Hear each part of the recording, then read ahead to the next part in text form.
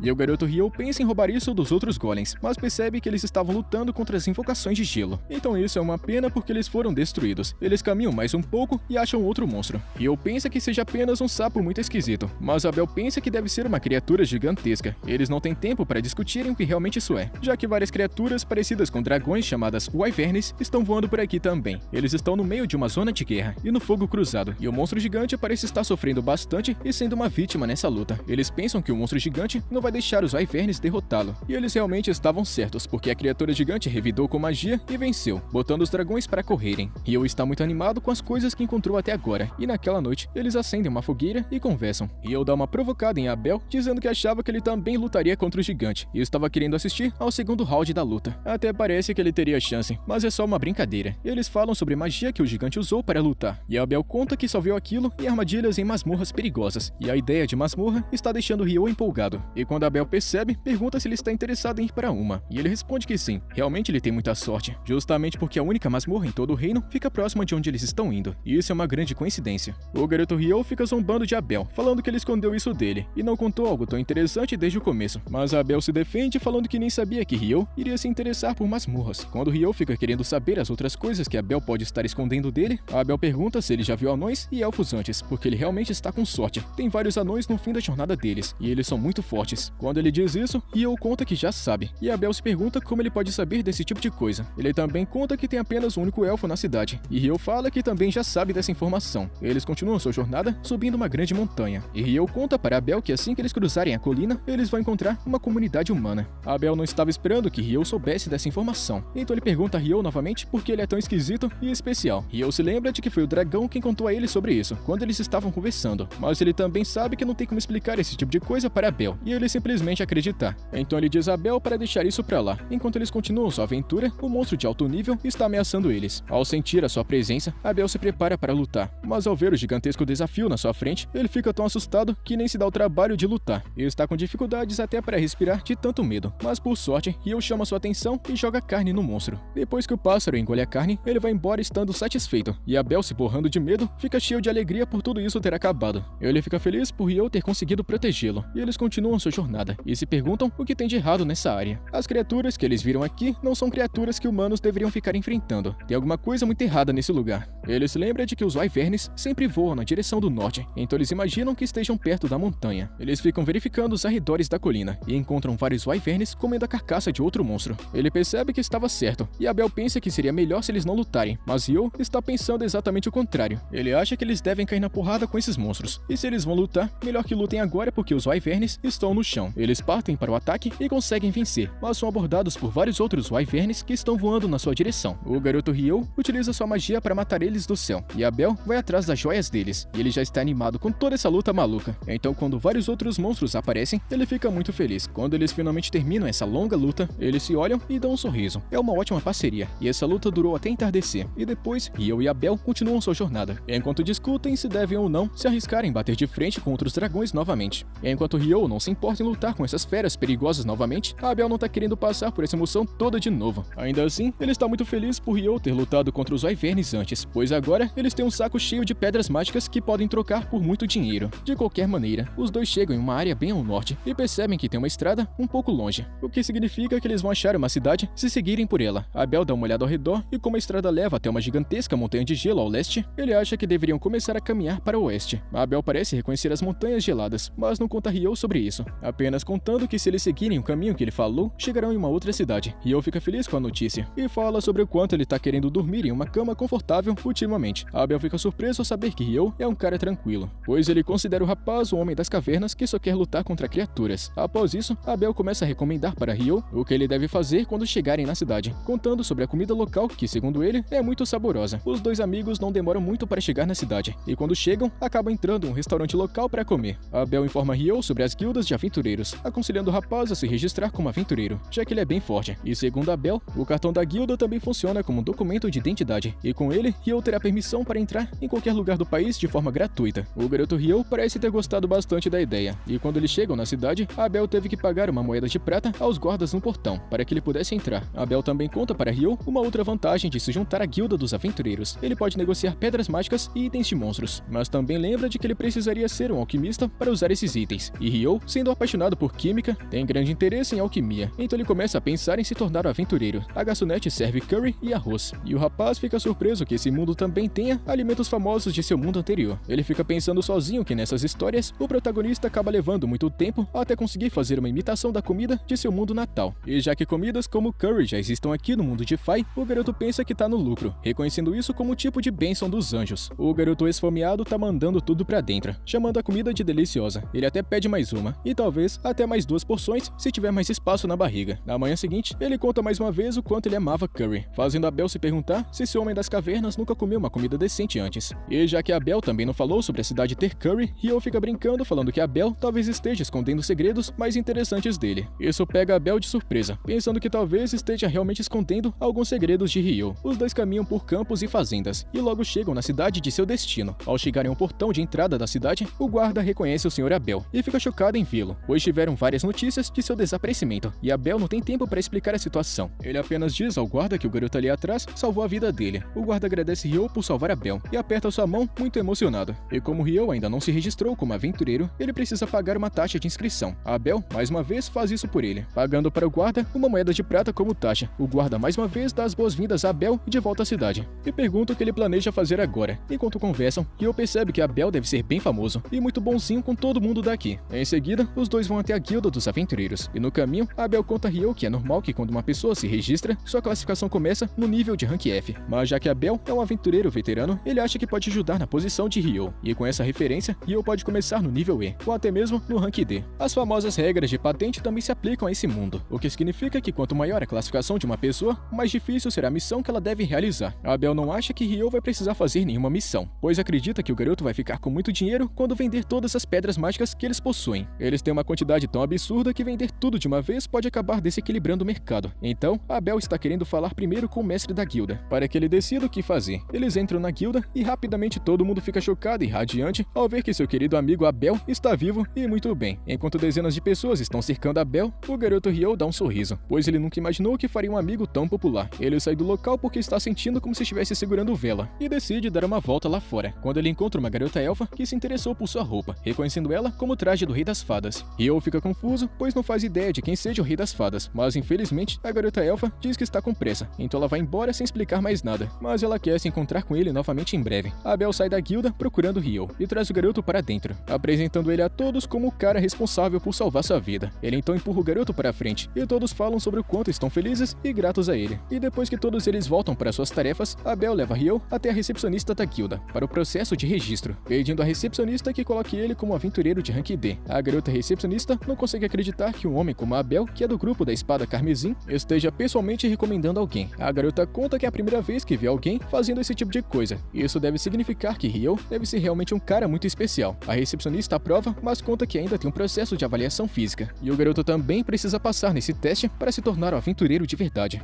Nesse momento, Abel conta que está querendo falar com o mestre da guilda, e então a recepcionista leva eles para a sala de reuniões, onde um cara chamado Ryui, o mestre da guilda, entra assim que recebeu a notícia que Abel havia retornado. O fato deles terem passado por aquela montanha de gelo e voltarem vivos é impressionante até mesmo para o mestre da guilda. Abel pergunta para o mestre se esse fato já é suficiente para subir o nível de Ryo, já que ele sabe muito bem que não tem como uma pessoa sem habilidades conseguir tudo isso. O velhote então conta que ele está certo e aceita subir o nível de Ryo, e antes que eles pudessem terminar a conversa, uma equipe invade a sala. A equipe é composta por membros do grupo de Abel. Quando uma garota chamada Lin vê Abel e descobre que ele está vivo, ela cai de joelhos. Ela não consegue acreditar que está vendo ele novamente. Abel se levanta e vai até eles pedindo desculpas por ter causado tanta preocupação. Ele admite que teria morrido se Ryo não tivesse salvado a vida dele. Então, é o garoto Ryo quem eles deveriam estar agradecendo. O mestre da guilda lembra o grupo de que eles têm muito o que fazer, então dispensa eles e pede à secretária da guilda que prepare os materiais necessários para o registro. Enquanto ele deixa o grupo usar a sala para o reencontro, Ryo tenta sair com o mestre, mas Abel chama ele de volta dizendo que eles têm algo para fazer juntos e pedindo que ele espere perto da guilda após o registro. Enquanto Ryo se afasta, o mestre acaba percebendo que ele está muito confuso sobre Abel ser tão famoso. Ele explica que o grupo de Abel, a Espada Carmesim, é o mais forte de toda essa vila e que todos sentiram a falta de Abel. O garoto pergunta se ele vai se registrar no rank D e o mestre responde que sim. Ele admite que conhece Abel e Abel é muito forte. No entanto, ele também sabe que Abel não conseguiria derrotar aqueles monstros se não tivesse uma ajudinha. Então ele tem certeza de que Ryo também é muito habilidoso, o que significa que ele não tem problemas em registrá-lo no rank D. Ele leva o rapaz para outra sala e a secretária chega lá com os materiais. Ele deixa a garota cuidando do registro enquanto ele fica cuidando da papelada da guilda. Ela se apresenta e traz um livro, fazendo perguntas importantes, como as habilidades e também o nível de Ryo. E também pergunta se por acaso ele já esteve em uma masmorra antes. Quando ele diz que não, ela diz que tem várias aulas de masmorra todo mês e pergunta se ele está querendo se inscrever. Ele decide fazer parte e ela conta sobre a próxima aula, que vai acontecer daqui a alguns dias. Ele fica chocado ao descobrir que vai ter tanto tempo disponível, e ela conta que tem um relógio gigante no meio da cidade para ajudá-lo a se preparar. E como ele não tem onde dormir, ela diz que ele pode ficar na pousada da guilda por 300 dias após a inscrição. E depois que a papelada finalmente fica pronta, ela entrega o cartão e pede que ele coloque a palma da mão em uma pedra. O sistema reconhece o garoto e o processo enfim é concluído. Eles saem da sala e o mestre conta que está muito feliz por Abel estar de volta. Ele também dá uma reclamada falando que a cidade inteira estava uma bagunça devido à ausência de Abel. Nosso garoto então se encontra com Abel, que leva ele para passear. E Abel então conta que eles vão conseguir o dinheiro pelas pedras que venderam e que ele também pretende comprar algumas roupas e um cajado para Ryo. E o garoto gostou muito da ideia, mas se pergunta por que diabos Abel está querendo comprar um cajado para ele. Abel diz que um mago deve usar um cajado, mas o garoto insiste que não precisa de um para meter a porrada em alguém. Além disso, isso não é grande problema, já que ele sempre carrega uma espada para proteção. Abel tá achando que é muito estranho um mago também ser um espadachim, e quando Ryo mostra a espada que está na sua cintura, Abel só está vendo uma pequena faquinha e não sabe como ele sobreviveu esse tempo todo só usando ela. Tudo da vida do garoto deixa Abel impressionado, e também tem coisas que deixam ele confuso. O garoto Ryo precisa fazer algumas perguntas para Abel, e depois de fazer compras e várias perguntas, ele descobre que esse mundo também tem 24 horas por dia, e também 7 dias por semana. Nisso ele já pensa que o mês também tem 30 dias, assim como na nossa Terra. E depois do curry que ele comeu, ele consegue imaginar que alguém da Terra acabou reencarnando aqui, e mudou algumas coisinhas. O garoto agradece a Abel pelas coisas que ele comprou. A Abel conta que ainda tem um outro lugar que eles precisam ir, e como convidado de honra, ele não pode recusar. Abel leva o rapaz para sua festa de boas-vindas, e eles se divertem e ficam bebendo a noite toda, e na manhã seguinte, ele está cansadão. Ele caminha até o alojamento com a recepcionista chamada Nina, que admite que ele realmente deve ter tido uma noite ótima. Ela conta que Ryo é como se fosse um irmão para Abel, já que na festa, Abel simplesmente não saiu do lado dele de jeito nenhum, porque ele estava muito grato pelo que Ryo havia feito por ele. Nesse momento, o nosso garoto conta que está com um pouquinho de ressaca, porque ele acabou bebendo pra caramba na noite passada, e eles finalmente acabam chegando no alojamento, e Nina abre a porta. O quarto já está ocupado por 2 pessoas, e a garota apresenta Ryo como sendo o último colega de quarto deles. Os 2 colegas de quarto, Nils e Eito, se apresentam, e antes de ir embora, a garota Nina está lembrando Ryo de sua aula que será amanhã. E depois que ela sai, o cara chamado Nils fala que ela é muito bonita, e o outro chamado Eito não está muito interessado nela não. Então ele vai puxar papo com Ryo, e eles fazem amizade e combinam que serão gentis um com o outro durante todo o tempo que passarão juntos. Nina bate novamente na porta e traz outro colega de quarto. O nome dele é Amon, e parece que ele é um garoto jovem, e eles perguntam sua idade. Ele conta que tem apenas 16 anos, mas seus pais acabaram de falecer, então ele decidiu ganhar a vida se aventurando. A garota Nina pede que eles recebam o garoto de forma amigável, e diz a Ryo para ir com ela para a aula no dia seguinte. Enquanto isso, Abel conta para seu grupo todas as coisas malucas que presenciou ao lado de Ryo, e como Ryo utilizou magia sem nem sequer ter um cajado, e também como ele usou gelo para matar dragões wyverns e algumas outras coisas insanas. Um dos membros do grupo, Lin, não consegue acreditar no que Abel está dizendo. Ela fala gritando que isso jamais poderia ser verdade, e é um grande absurdo, pois a magia utiliza proximidade e também distância. Mas Abel insiste, falando que foi exatamente isso que ele viu. Ele até conta como Ryo utilizou blocos de gelo para matar inimigos de forma rápida, e a garota Lin tá achando isso tudo impossível. Outra integrante do grupo, chamada Ria, conta que só existe uma lenda tão forte assim, e é a do Mago do Inferno. Eles acham que tudo que escutaram sobre o Mago do Inferno é apenas rumores, já que ninguém nunca viu ele. E uma outra preocupação que eles estão tendo é que se esse garoto for tão forte assim, ele pode trair eles, ou então ficar do lado do Império. Mas Abel manda eles ficarem tranquilos, dizendo que Ryo não vai ficar do lado do Império porque ele simplesmente detesta o nome do Império. E todo mundo tá achando que Abel tá ficando maluco pra acreditar nesse tipo de coisa. E voltando, nosso garoto dá risada e fica brincando com seus novos colegas de quarto, enquanto pensa sobre o quanto a sua vida mudou. Após um breve tempo de aprendizado, a aula finalmente terminou, e Ryo está simplesmente animado porque agora ele pode ir pra masmorra. E essa vai ser realmente a primeira vez que ele caça como sendo um caçador de verdade, e vai ser em uma masmorra. E ele se sente animado, mas Amon, que está sentado ao lado dele, não tá sentindo o mesmo. Ele está se cagando de medo de entrar na masmorra e não acha que eles estejam preparados para esse tipo de coisa. Então o garoto acalma seu amigo, dizendo que não é lá grande coisa, e que no final ele vai gostar muito, mas ele ainda parece realmente assustado. Nesse momento, o professor pergunta se algum aluno está com alguma dúvida, e Ryo se oferece para fazer uma pergunta. Ele tá querendo saber se é possível usar uma habilidade para pular os níveis da masmorra que já concluíram, para os que ainda não foram concluídos. O professor fica impressionado porque essa daqui foi uma boa pergunta, e revela que, embora seja algo que funcione em outras masmorras, nessa masmorra aqui da cidade, essa habilidade não está disponível para uso. No entanto, o professor fica elogiando Ryo, e Amon também percebe que ele é muito inteligente. Ele se vira para Ryo e pergunta como ele aprendeu tudo aquilo, mas ele responde dizendo que não é assim tão difícil, e que ele também vai aprender com o tempo. E para concluir a aula, eles vão limpar a masmorra. O professor conta que vai levar eles para dentro da masmorra, e eles seguem em frente. Quando eles chegam no portão, ele mostra que essa masmorra fica bem no meio da cidade, e toda essa cidade foi construída bem em volta da masmorra, e portanto qualquer coisa que aconteça dentro da masmorra que seja grave, colocará toda a cidade em perigo. Mas para prevenir, a masmorra possui 2 portões para garantir a segurança das pessoas, em caso de problemas. E além disso, há um evento que acontece todo ano, chamado de A Grande Maré, em que monstros se juntam e as lutas na masmorra se tornam intensas. Essas criaturas podem causar grandes estragos, então o portão protege a cidade, e eu fico chocado ao ver que as coisas podem chegar a esse ponto. E Amon fica se cagando de medo mais ainda, já que ficou sabendo que eles podem ser atacados a qualquer momento. O professor percebe que o garoto está assustado, e diz que não precisa se preocupar tanto assim, pois ainda tem muito tempo pela frente. O professor também mostra que tem uma secretária na entrada da masmorra, onde todos aqueles que entram devem escrever seus nomes e também horários de entrada, mas como eles vieram da guilda, não precisam fazer o registro. Eles seguem em frente e o professor conta que a primeira fase da masmorra foi concluída, então eles podem se divertir andando por aí. Mas lembrando, ainda é preciso ter muito cuidado e ficar esperto para não se machucar. O medroso do Amon fica na cola de Ryo durante todo o passeio, e ele chega a um lugar estranho, e Ryo percebe que tá muito escuro, e parece que tem alguma coisa ali no meio. Ele chama a atenção de Amon para ele se preparar para lutar. Quando finalmente o monstro chega, é simplesmente uma formiga soldado, e o garoto Ryo utiliza seu gelo para segurar a formiga soldado, e diz a Amon para usar sua espada e finalizar a criatura. Ele se aproxima com a formiga estando imobilizada. Ele aplica um golpe com sua espada e a formiga então morre. Ryo fica feliz por ele ter conseguido fazer isso, mesmo estando com muito medo, mas Amon acha que não foi grande coisa, já que Ryo foi quem imobilizou ela. O garoto se aproxima e diz para Amon que eles deveriam pegar o cristal e vender, mas Amon não é muito chegado em aventuras, então ele não fazia ideia de que eles podiam fazer isso. E Ryo conta que eles são aventureiros aventureiros e que a profissão serve para pagar seu dia a dia com equipamentos. Então eles devem sempre fazer isso. Eles saem da masmorra animados com o que fizeram hoje, e naquele dia, seus colegas de quarto encontram eles na guilda para comemorar. E eles se divertem enchendo a cara de bebida no estilo medieval, mas parece que o álcool não é permitido nessa guilda aqui não. Eles estão discutindo sobre o porquê do álcool não ser permitido, falando que isso é uma grande pilantragem, mas eles estão se esquecendo de que aventureiros não podem se dar ao luxo de baixarem a guarda. E aquele outro cara lá chamado Nils está elogiando essa dupla por ter ganhado um cristal logo na sua primeira aventura, mas Amon tá ignorando tudo isso, já que ele está se lembrando de que foi apenas carregado por Ryo e por seus poderes acima da média, mas Ryo fica elogiando Amon e seu golpe com a espada, e o garoto medroso, Amon, está revelando que deseja voltar à masmorra no dia seguinte, e até mesmo ir para a camada mais inexplorada, mas ele tem medo de ir sozinho. E para a alegria dele, o garoto Ryo também tá querendo ir para lá amanhã. Ele planeja visitar a segunda camada, então dá a ideia deles irem juntos. Enquanto eles estão conversando, Ryo tá mostrando sua preocupação com a possibilidade de achar uma formiga na primeira camada. Segundo o que aprendeu na aula, só tem morcegos nesse andar. O garoto Nils tá dizendo que escutou bastante rumores sobre formigas chegando na segunda e também primeira camada, o que deixa eles um pouquinho preocupados. Felizmente, Abel chega bem a tempo para falar para eles não se preocuparem. Ele conta que o motivo é porque as formigas conseguem rastejar, e é só isso que tá acontecendo, e não tem nenhum motivo para tanta preocupação. Ele dá uma provocada e eles dão risada, e o garoto Nils não sabia como era a aparência de Abel esse tempo todo, até Ryo falar que é esse cara aqui. Quando ele descobre quem é Abel, rapidamente se levanta para um aperto de mão, já que Abel é simplesmente o cara mais famoso daqui, e com certeza é alguém que ele está muito interessado em ter como amigo. Abel conta que o motivo dele estar aqui é que havia acabado de retornar de uma aventura, e precisava se apresentar, mas antes que ele pudesse continuar trocando ideia, seus companheiros de equipe que estavam esperando lá fora encontram ele e lembram de que eles precisam conversar com o mestre da guilda. E como ele não queria ir, o cara grandão carregou ele nas costas e foi embora. A garota Lin passa um tempão olhando para Ryo, e isso acaba incomodando a outra garota chamada Ria, que arrasta ela e diz que eles também deveriam cair fora. No caminho, ela pergunta a Lin por que ela estava encarando tanto aquele moleque, e Lin está falando sobre tudo que eles ouviram sobre Ryo, afirmando que se for verdade que ele é tão forte assim, ela obviamente vai ficar interessada nele. Abel está dizendo que certamente verão aquele garoto em ação em breve, e que não precisam ficar tão ansiosos assim. No dia seguinte, Amon acorda animado para lutar e sai correndo, mas Ryo está mandando ele se acalmar, e depois que eles encontram um caminho para a masmorra, eles se divertem bastante, lutando contra todos os monstros que cruzam seu caminho, e conseguimos perceber que o trabalho em equipe deles está evoluindo bastante. No entanto, Amon sente falta de ar fresco, e Ryo se oferece para ajudá-lo. Ele então estende as mãos e o ajuda a se levantar. Ele então se senta para descansar, e o nosso garoto, impressionado com a sua habilidade com a espada, pergunta onde é que foi que ele aprendeu a lutar. E em uma conversa anterior, ele havia dito que aprendeu com um professor. Essa habilidade é grande demais para alguém que não seja um aventureiro. Amon conta que seu professor era um grande mestre espadachim. Ele sabia lutar e foi treinado em uma academia de verdade. E eu está querendo saber um pouquinho mais, então ele continua perguntando e descobre que ele estudou em uma escola. E ele fica elogiando suas habilidades, mas conta que também percebeu que essa habilidade tem um ponto fraco. Ela drena bastante energia. No entanto, se Amon lutar mais e se aprimorar, ele vai ser capaz de manter a habilidade de pé por mais tempo. Uma pessoa não se torna um espadachim apenas lutando, mas também pela insistência. Eles também falam um pouquinho sobre as habilidades de Ryo. Amon percebe que Ryo é um mago, mas também sabe que suas habilidades com a espada são excelentes. Ele se pergunta se Ryo teve um professor habilidoso, e o rapaz responde que sim, embora não diga nada sobre o Rei das Fadas. E encerrando a conversa, Ryo conta a Amon sobre a sua viagem com Abel, e que ele acordava todas as manhãs para praticar suas habilidades com a espada. E sabendo disso, talvez Amon, que apesar da sua força baixa, consiga ficar no mesmo nível se continuar praticando todas as manhãs. E então depois de descansarem, eles voltam para casa, e no dia seguinte, o garoto Ryo sai do quarto, e seus colegas estão perguntando se ele vai para a masmorra. Ele diz que não porque tem outras coisas em mente. Ele visita a biblioteca e fica chocado com quão grande ela parece. E essa é a primeira vez que ele vê um lugar tão organizadinho, e também rico em conteúdo. A bibliotecária leva o garoto para o lado com os livros de alquimia, já que esse é o assunto que ele está querendo estudar. Ela recomenda que ele comece por aqui para facilitar as coisas, e seguindo o conselho dela, ele escolhe 2 livros e pensa em dar uma lida, e está considerando comprá-los para poder ler em locais mais confortáveis. Enquanto ele se pergunta quanto dinheiro isso pode custar, de repente ele vê a lua cobrindo o sol, e como qualquer outra pessoa normal, ele pensa que pode ser um eclipse solar. Mas o que está acontecendo é algo muito mais sombrio e diferente. Ele sente uma sensação muito ruim. Então, ele se levanta para saber o que está acontecendo. De repente, ele percebe que tem um poder de fogo sendo ativado, e percebe que esse poder está vindo em sua direção. A primeira coisa que ele sente é medo, mas ele precisa se defender para não ser um covarde. Ele levanta uma parede de gelo para se proteger. A mulher inimiga fica chocada ao ver um humano tão interessante, mas ela não se importa tanto assim, pois está simplesmente querendo matá-lo. Essa mulher parece um monstro com chifres, e quando Ryo olha para ela, na mesma hora ele pensa que é da raça Akuma. Ele tá pensando seriamente em meter o pé daqui e fugir, mas não tem nenhuma abertura ou ponto cego, então ele decide continuar se protegendo. Ele constrói uma parede de gelo para bloquear o próximo ataque, e ela dispara contra ele, e o feitiço acertou seu casaco, que parece ter protegido ele do ataque. A mulher Akuma fica chocada por ele ter conseguido se esquivar. Quando ela olha pra ele com mais atenção, percebe seu traje e reconhece que é do Rei das Fadas. Mesmo estando muito curiosa, ela ainda assim tá querendo matá-lo. Então o garoto saca a espada para se defender. O combate se intensifica com uma luta corpo a corpo. A mulher Akuma não pode deixar de reconhecer que ele é muito forte. Ela também reconhece que ele tem habilidades únicas. Sem falar que ele está usando uma espada que também pertence ao Rei das Fadas. Então ela pergunta quem exatamente ele é, para o Rei das Fadas ser tão generoso com ele. Ele ataca pelas costas e joga lanças de gelo na mulher, mas ela se move muito rápido. Ele percebe que ela tá usando magia de vento para aumentar e controlar sua velocidade. Ela recua e ataca ao mesmo tempo com muita habilidade, mas ele sempre se esquiva. A mulher então, de forma arrogante, pergunta se isso é tudo que ele pode fazer. Mas felizmente para o garoto, a lua está pouco a pouco saindo da frente do sol. Ela constrói um muro contra ele, e o rapaz apenas ataca. E um desses ataques dele acaba acertando, e causa um ferimento em seu rosto. Ela sente como se tivesse baixado a guarda. Ele avança contra ela, mas fica impressionado ao vê-la revidar rapidamente. Eles se chocam no ar e ela cai junto com ele. Mas antes que ela pudesse contra-atacar, ele utiliza um feitiço de ácido e enterra a mulher no solo. Ela volta para a superfície e dessa vez parecendo um demônio de verdade. A lua finalmente se afastou do sol, então ela está com segundos contados nessa luta. Ela confessa que foi uma luta realmente muito boa e gostaria que pudessem continuar, mas seu tempo infelizmente acabou. Ele conta que não tá querendo continuar lutando de jeito nenhum. E ela também avisa que o que acabou de acontecer foi apenas um simples aquecimento. A mulher está esperando lutar contra ele novamente no futuro e vai embora dizendo que deseja matá-lo algum dia. O sol então retorna e ela desaparece. Nosso garoto fica feliz porque sobreviveu a essa luta complicada e está muito feliz que seu casaco salvou sua pele, porque se esse traje não fosse tão especial, um buraco estaria agora no seu coração.